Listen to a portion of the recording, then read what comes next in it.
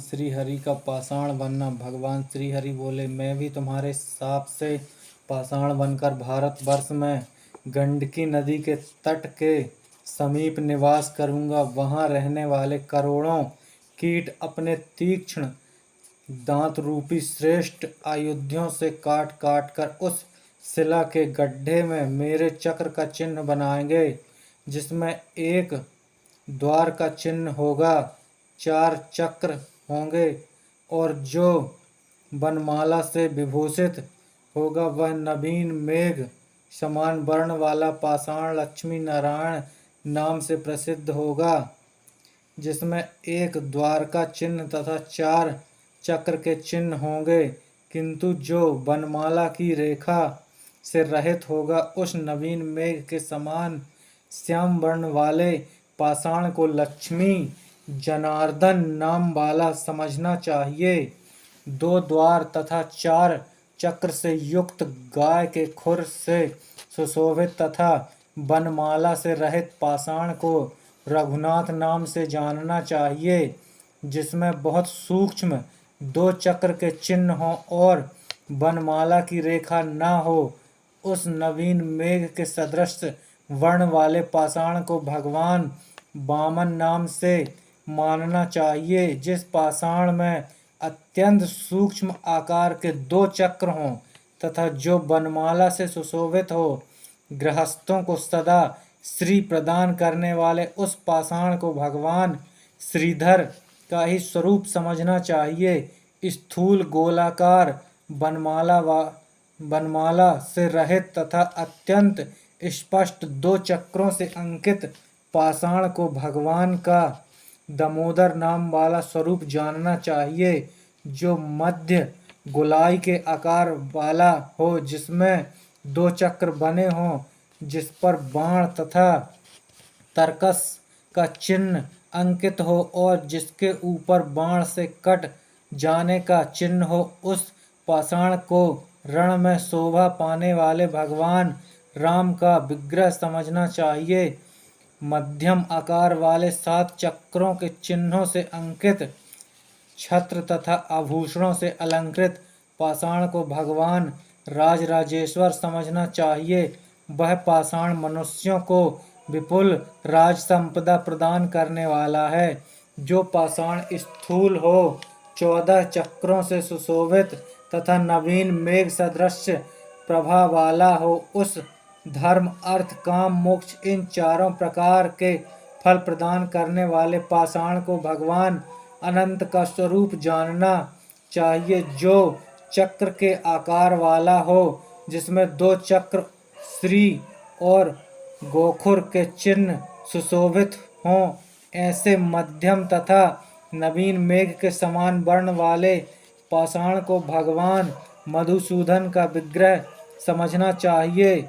सुदर्शन चक्र वाले तथा केवल एक गुप्त चक्र से पाषाण को भगवान गदाधर तथा 2 चक्र से युक्त एवं अश्व के मुख की आकृति वाले पाषाण को भगवान हयग्रीव का विग्रह माना गया है, जो अत्यंत विकृत मुख वाला हो, 2 चक्र के चिन्हों से सुशोभित हो, जो देखने में बड़ा विकट लगता हो। मनुष्यों को शीघ्र वैराग्य प्रदान करने वाले ऐसे पाषाण को भगवान नरसिंह का स्वरूप समझना चाहिए, जिसमें 2 चक्र हों, जो विस्तृत मुख वाला हो तथा वनमाला से सुशोभित हो।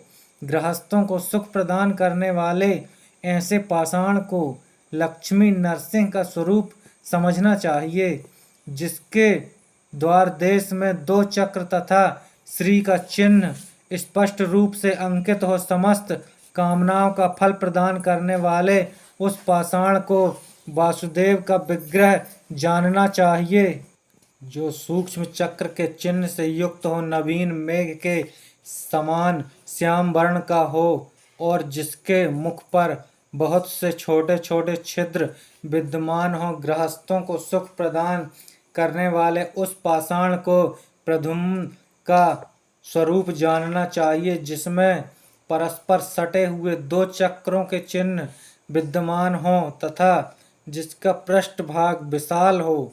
गृहस्थों को निरंतर सुख प्रदान करने वाले उस पाषाण को भगवान संकर्षण का ही स्वरूप समझना चाहिए, जो अत्यंत सुंदर गोलाकार तथा पीत आभा वाला हो। गृहस्थों को सुख प्रदान करने वाले उस पाषाण को विद्वान पुरुष भगवान अनुरुद्र का स्वरूप कहते हैं। जहाँ शालिग्राम की शिला रहती है वहाँ भगवान श्री हरि विराजमान रहते हैं, और वहीं पर भगवती लक्ष्मी भी सभी तीर्थों को साथ लेकर सदा निवास करती हैं। ब्रह्महत्या आदि जो भी पाप हैं वे सब शालिग्राम शिला के पूजन से नष्ट हो जाते हैं। छात्राकार शालिग्राम के पूजन से, राजगोलाकार शालिग्राम के पूजन से, महालक्ष्मी सकट के आकार वाले शालिग्राम के पूजन से, कष्ट तथा शूल के समान अग्रभाग वाले शालिग्राम के पूजन से निश्चित रूप से मृत्यु होती है।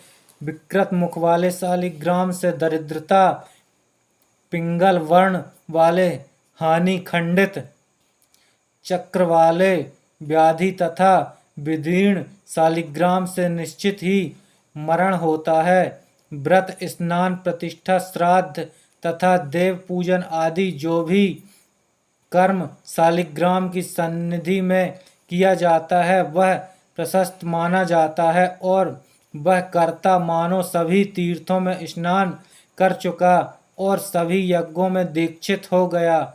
इस प्रकार उसे संपूर्ण यज्ञों, तीर्थों, व्रतों और तपस्याओं का फल मिल जाता है। चारों वेदों में पढ़ने तथा तपस्या करने से जो पुण्य प्राप्त होता है वह पुण्य शालिग्राम की शिला के पूजन से निश्चित रूप से सुलभ हो जाता है। जो मनुष्य शालिग्राम शिला के जल से नित्य अभिषेक करता है वह सभी दान करने तथा पृथ्वी की प्रदक्षिणा करने से जो पुण्य होता है उसे प्राप्त कर लेता है। जो मनुष्य शालिग्राम शिला के जल का नित्य पान करता है वह देवाभिलाषित प्रसाद प्राप्त कर लेता है। समस्त तीर्थ उसका स्पर्श करना चाहते हैं।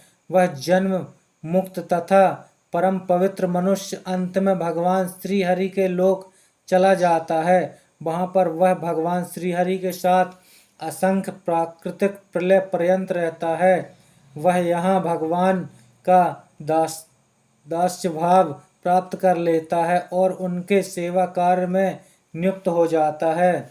ब्रह्म हत्या सदृश जो भी पाप हों वे भी उस व्यक्ति को देखते ही उसी प्रकार भाग जाते हैं जैसे गरुड़ को देखकर सर्प भाग जाते हैं। उस मनुष्य के चरण की रज से पृथ्वी देवी तुरंत पवित्र हो जाती हैं और उसके जन्म से उसके लाखों पितरों का उद्धार हो जाता है। जो मनुष्य मृत्यु के समय शालिग्राम शिला के जल का पान करता है वह समस्त पापों से मुक्त होकर विष्णु लोक को चला जाता है। इस प्रकार वह सभी कर्म भोग से मुक्त होकर निर्वाण मुक्ति प्राप्त कर लेता है और भगवान विष्णु के चरणों में लीन हो जाता है। शालिग्राम शिला को हाथ में लेकर जो मनुष्य मिथ्या वचन बोलता है वह कुंभीपाक नरक में जाता है और ब्रह्मा की आयु पर्यंत तक वहां निवास करता है। जो शालिग्राम शिला को हाथ में लेकर अपने द्वारा की गई प्रतिज्ञा का पालन नहीं करता वह असिपत्र नामक नरक में जाता है और वहां 1,00,000 मनवंतर की अवधि तक रहता है। हे कांते, जो मनुष्य शालिग्राम शिला से तुलसी पत्र को हटा देता है वह दूसरे जन्म में स्त्री से वियुक्त हो जाता है। उसी प्रकार जो पुरुष शंख से तुलसी पत्र को अलग करता है वह भी 7 जन्मों तक भार्याविहीन तथा रोगयुक्त रहता है। जो महाज्ञानी व्यक्ति शालिग्राम, तुलसी और शंख को एकत्र रखता है वह भगवान श्री हरि के लिए अत्यंत प्रिय हो जाता है। जो पुरुष एक बार भी जिस किसी स्त्री के साथ एकांतवास कर लेता है, वियोग होने पर उसका दुख उन दोनों को परस्पर होता है। तुम एक मनवंतर की अवधि तक शंख चूर्ण की भार्या रह चुकी हो, अतः उसके साथ तुम्हारा वियोग कष्टदायक तो होगा ही। हे नारद, उस तुलसी से ऐसा कहकर भगवान श्री हरि चुप हो गए। तुलसी अपना वह शरीर त्याग कर और दिव्य रूप धारण करके श्री हरि के वक्ष स्थल पर लक्ष्मी की भांति सुशोभित होने लगी। इसके बाद वे लक्ष्मीपति श्रीहरि उसके साथ बैकुंठ लोक चले गए। हे नारद, इस प्रकार लक्ष्मी, सरस्वती, गंगा और तुलसी ये चारों देवियां भगवान श्रीहरि की पत्नियां हुईं।